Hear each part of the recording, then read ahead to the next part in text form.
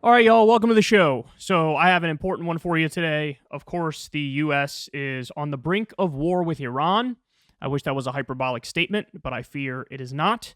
I'll give you all of the breakdown and the background story as to how we got to this point. Then we'll get to Israel bombing another UN building.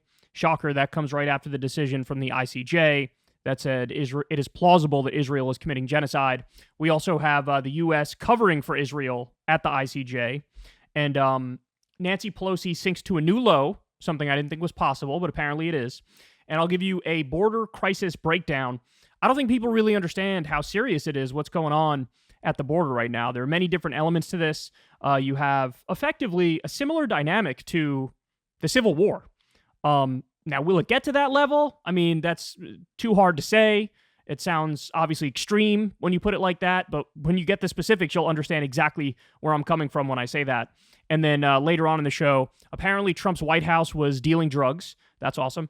And Alabama tortured a man to death.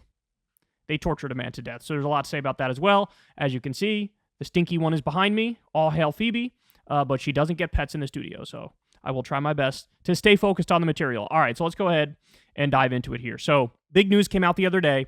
3 U.S. troops were killed and 25 injured in a drone strike by Iran-backed militia in Jordan, the U.S. says. So, let me just bring up real quick. Every article you see on this says Iran-backed, Iran-backed, Iran-backed. Basically, what that means is it's a Shia militia. There's a number of Shia militias in Syria and Iraq and elsewhere too, for that matter. And the media says it's Iran-backed, but they haven't really proven a direct link between Iran and these groups.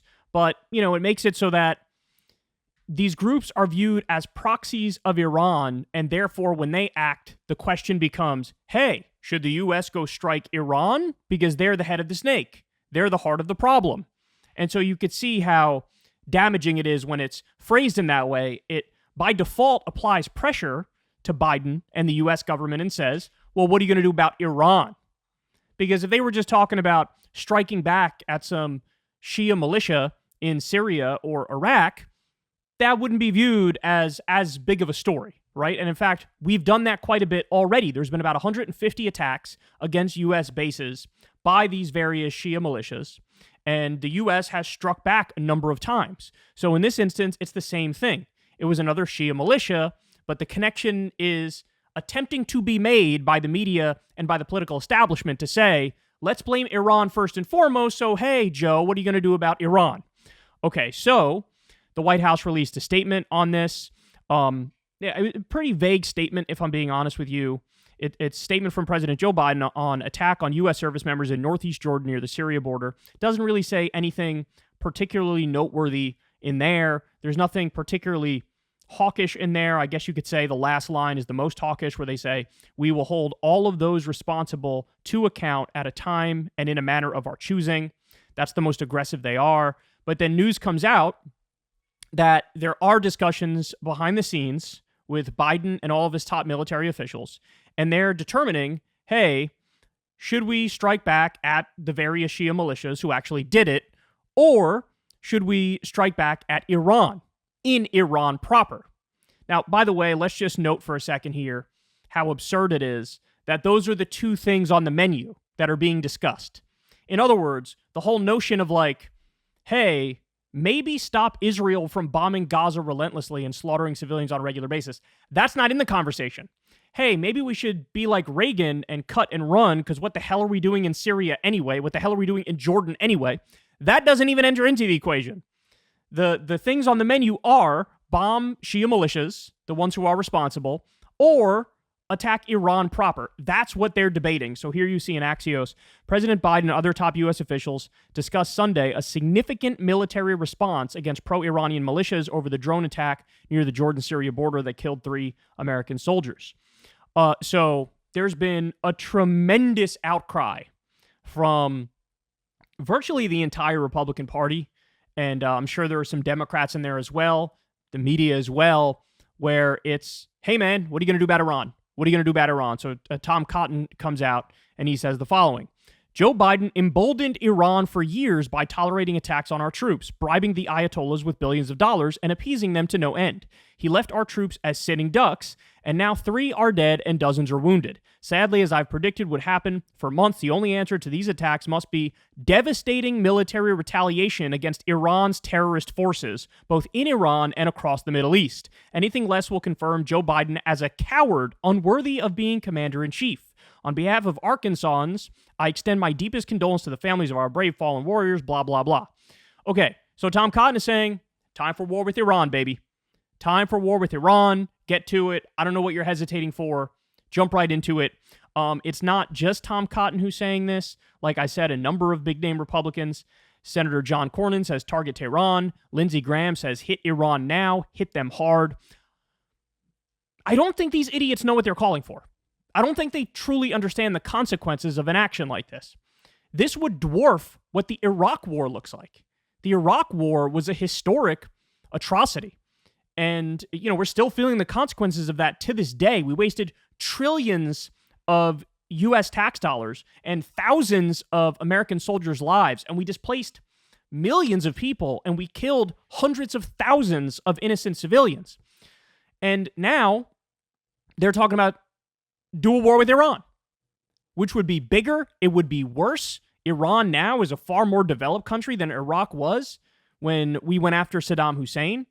And of course, it's not like Lindsey Graham and John Cornyn are going to be the ones who go and fight. They want to send brave young American men and women to go fight and die, to go be cannon fodder. Now, by the way, to my surprise, Tucker Carlson quote tweeted Lindsey Graham and John Cornyn calling for war with Iran, and he said, "fucking lunatics." Which I must admit, that did surprise me. That did surprise me to see him say that. So then we get this. I want to give you Donald Trump's reaction. The drone attack on a U.S. military installation in Jordan, killing 3 American service members and wounding many more, marks a horrible day for America. My most profound sympathies go to the families of the brave service members we have lost. I ask all Americans to join me in praying for those who have been wounded. This brazen attack on the United States is yet another horrific and tragic consequence of Joe Biden's weakness and surrender. 3 years ago, Iran was weak, broke, and totally under control.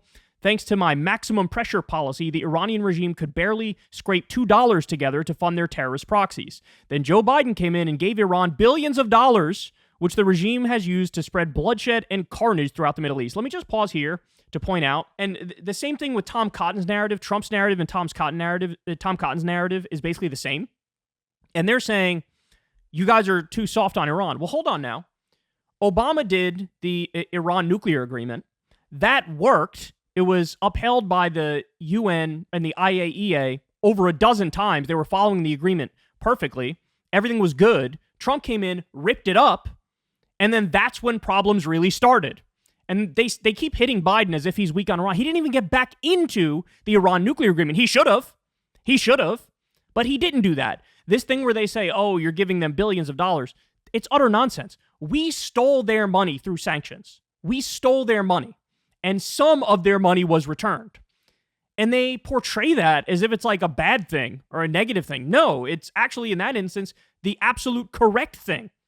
Now, by the way, again, nobody's bringing up even why we're in this place in the first place. Like, why are we here? Why are we where we are, where we're getting attacked by Shia militias all over the place? There's been 150 attacks on U.S. bases all around the Middle East. The answer is simple. It is because we are green-lighting Israel's genocide of Gaza. We are arming them. We are funding them. We are protecting them at the UN and the ICJ. It's not like a mystery as to why there's retaliation. That is exactly why there's retaliation, and anybody who tells you otherwise simply is not following along. They're not like keeping track with the way things unfolded. So I'm here to tell you the truth. And none of these people will say, hey, maybe you should just get Israel to stop bombing Gaza. If you do that, guess what? The Houthi attacks on the Red Sea totally stop. It's over. It's done. The Shia militias will no longer attack U.S. bases if you do that. They won't do it. Instead, the conversation now is, do we retaliate by bombing the Shia militias more, or do we literally attack Tehran, the capital of Iran? Absolutely psycho. So Donald Trump continues, this attack would never have happened if I was president. Not even a chance. Just like the Iranian-backed Hamas attack on Israel would never have happened. Again, let me just pause to point out, one of the main reasons for the Hamas attack was Trump greenlighting moving the embassy to Jerusalem. That and the Abraham Accords, which was a giant middle finger to Palestinians, where the world said to them, you don't matter anymore. We're going to work around you. This was the straw that broke the camel's back. One of the main reasons Hamas ended up doing what they did. So he's to blame, in part, for why they did what they did. But he's trying to portray it as like, no, I was right about everything. It's just so stupid.